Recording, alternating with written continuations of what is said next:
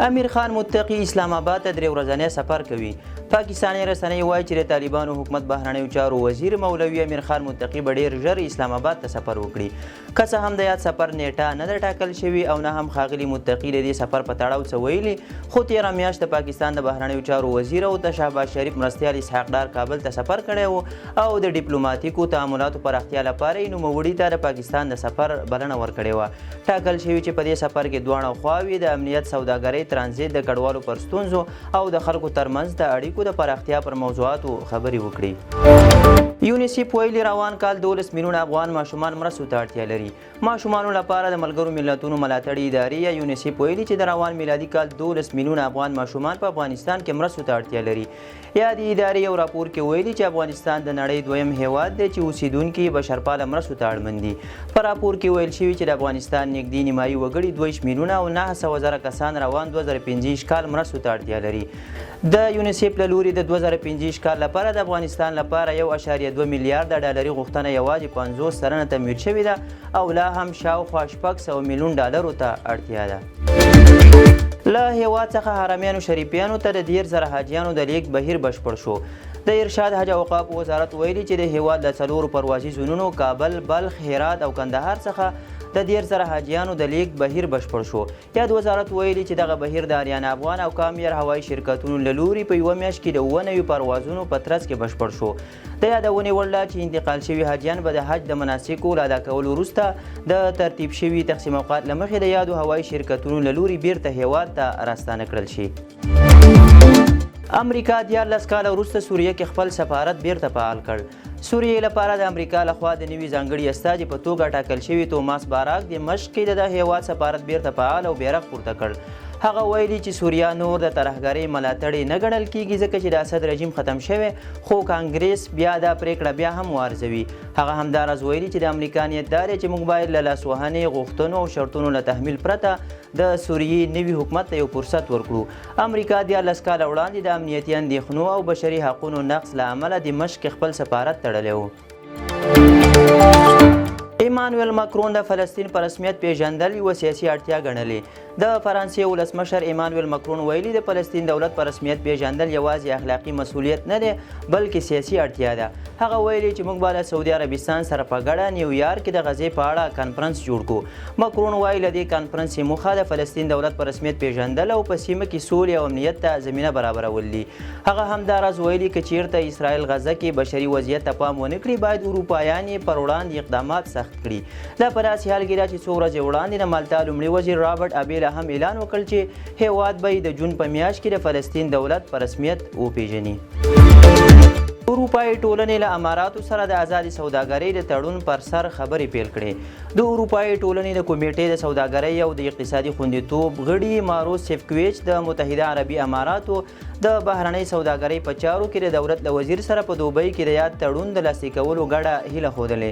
د راپورونو له مخې په دې سره به اروپایي ټولنې ته زمینه برابره شي چې خلیج کې خپل لومړني جامع تجارتي توافق ته لاسرسی پیدا کړي.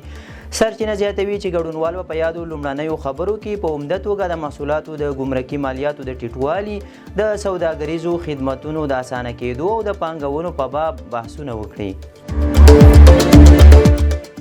پولینډ الوتونکی موټرسایکل جوړ کړی دی.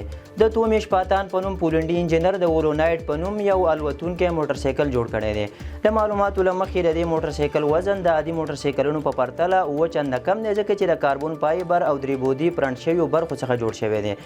دغه موټرسایکل په 1 ساعت کې 200 کیلومتره فاصله طی کولی شي او آن فضا کې د ودرېدو وړتیا هم لري.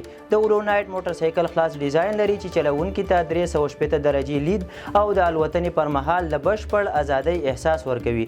که څه هم د یاد موټرسایکل له قیمت او پلور نیټه لا نه ده اعلان شوې، خو تمه ده چې دا به د شخصي الوتونکو وسایطو په برخه کې یو مهم پرمختګ وي. دا په داسې حال کې ده چې د امریکا، جاپان، چین، جرمني، فرانسې، انګلستان، هالینډ، متحده عربي امارات او استرالیا په شمول ګڼ هیوادونه د الوتونکي موټر پر جوړولو اخته دي.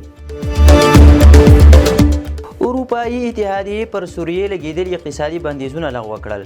د اروپایي اتحادیې غړو هیوادونو پر سوریې باندې د لګول شویو ټولو اقتصادي بندیزونو د لرې کولو لپاره قوانین تصویب کړل، خو د امنیتي برخې بندیزونه به لا هم پر ځای وي. د دغه جګړه ځپلي هیواد د چټکې بیا رغونې د اسانولو په پار د سوریې مرکزي بانک او نورې هغه ادارې چې غواړي پور ترلاسه کړي یو ځل بیا به د اروپا مالي بازار ته لاسرسی پیدا کړی شي. د معلوماتو له مخې دا نوي مقررات به د اروپایي اتحادیې په رسمي ژورنال کې تر خپرېدو وروسته د نفاذ وړ وي. تر دې وړاندې متحده ایالاتو هم د 2025 کال د مې په 24مه د سوریې پر وړاندې یو لړ بندیزونه نرم کړل. دا اقدام د سوریې له نوي حکومت سره د بشري مرستو، اقتصادي همکاریو او سیاسي اړیکو د رغولو په موخه ترسره کیږي. تیرو 2 کلونو کې شمالي کوریا روسیې ته څه باندې 100,000 کانتینره مهمات چمتو کړي دي. د ملګرو ملتونو د بندیزونو څارنې یوې ډلې ویلي شمالي کوریا روسیې ته تر 100,000 کانتینرو ډیر مهمات برابر کړي چې له امله یې روسیه توانېدلې د اوکراین پر مهمو ملکي تاسیساتو توغندیز بریدونه ترسره کړي. راپور زیاتوي دواړو هیوادونو له 2030 کال راهیسې پراخه پوځي همکارۍ پیل کړي چې له مخې شمالي کوریا زرګونه توپچي مهمات او بالستیک توغندي روسیې ته ورکړي او روسیې په بدل کې د توغندیو د دقیقې لارښوونې معلومات، هوایي دفاعي سیستمونه او نور پوځي وسایل ورکړي دي. همداراز شمالي کوریا سږ د روسیې د ملاتړ لپاره پوځیان هم اوکراین ته استولي چې دا د دوی د ستراتیژیک دفاعي تړون برخه ده. د شمالي کوریا او روسیې ترمنځ د ستراتیژیک مشارکت تړون د 2023 کال د جون په 13مه نیټه لاسلیک شو. امریکا متحده ایالاتو، بریتانیا، فرانسې، جرمني، جاپان او نورو متحدینو دا همکارۍ د ملګرو ملتونو له بندیزونو ښکاره سرغړونه بللې ده. نتنیاهو غزه کې د امریکا طرحه منلې خو حماس انکار کړی. د اسرائیل لومړي وزیر بنیامین نتنیاهو د امریکا د استازي سټیفن ویټکاپ لخوا د غزې د اوربند وړاندې شوې نوې طرحه منلې ده. د دې پلان له مخې که حماس موافقه وکړي نو 2 میاشتې اوربند به وشي، په بدل کې به 10 ژوندي یرغمل شوي او د 13 مړو جسدونه اسرائیل ته وسپارل شي. اسرائیل دا طرحه منلې او د یرغمل شویو کورنیو ته خبر ورکړی دی، خو حماس سره له دې چې تایید کړي چې طرحه یې ترلاسه کړې له هغې ناراضه دی. د حماس ویان بسام نعیم ویلي چې دا طرحه د دوی اساسي غوښتنې نه پوره کوي، لکه دایمي اوربند، د اسرائیلي ځواکونو بشپړ وتل او د غزې د محاصرې پای ته رسول.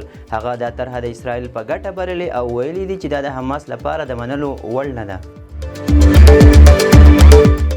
د شال ټلویزیون قدرمنو لیدونکو دا او د دې مهال لنډ او مهم خبرونه، تر بیا ښه وخت.